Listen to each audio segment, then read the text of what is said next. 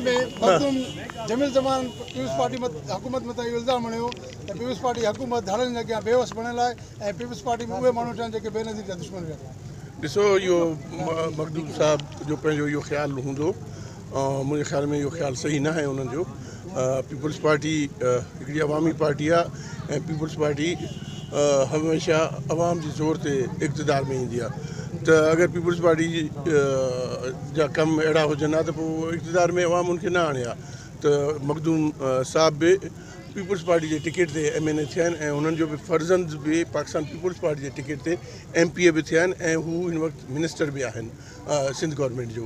त जॾहिं हू मिनिस्टर आहिनि त उन्हनि जे पुट जी बि इहा कंबाइंड रिस्पॉन्सिबिलिटी हूंदी आहे कैबिनेट जी, त उहो बि हिन हुकूमत जो हिस्सा आहिनि। त मां चवां थो त पीपल्स पार्टी 15 साल अॻे बि अवाम जी ख़िदमत कई आहे, हाणे बि इक़्तिदार में वेही करे अवाम जी ख़िदमत करे थी ऐं इंशाअल्लाह ताला जेको मसइला थिया आहिनि असां सां केयर दौर में कुझु शयूं ख़राबु थियूं आहिनि, शयूं ख़राबु तमामु जल्दी थींदियूं आहिनि, उनखे ठाहिण लाइ टाइम लॻंदो आहे। पीपल्स पार्टी कोशिशि करे थी त उन शयुनि खे बहितर करे ऐं इंशाअल्लाह ताला उन्हनि खे बहितर कंदी। सिंध में वज़ीर आला जे तब्दीली जी ॻाल्हियूं जेको आहिनि गर्दिश में केतिरी सदाकत आहिनि? मां नथो सम्झा का सदाकत आहे। मौजूदा UP सिंध जे सदर निसार खोड़े खे तब्दील कयो थो। ॾिसो पार्टी जी मीटिंगूं हलनि थी पर मूंखे इन जी का बि ख़बर न आहे कि उनखे तब्दील कनि था। मुंहिंजे ख़्याल में